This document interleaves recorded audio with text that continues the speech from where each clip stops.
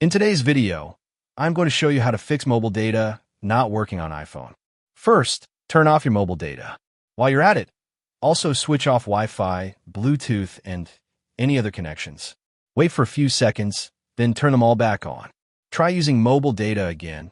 It might already be fixed. If that doesn't solve it, here's method 2. Open Settings on your mobile. Once you are in, then scroll down to General and tap it. Once in, scroll again until you find Transfer or Reset iPhone. Once you find it, then tap on it. Then choose Reset at the bottom. And then from the menu, select Reset Network Settings. If you're asked for your passcode, just enter it and confirm. Your iPhone will restart, and your mobile data should work fine now. And if the problem still continues, there's one more trick. Turn on airplane mode, and then wait a few seconds and turn it back off. This forces your phone to reconnect to your network. That's it. One of these methods should fix your iPhone's mobile data problem.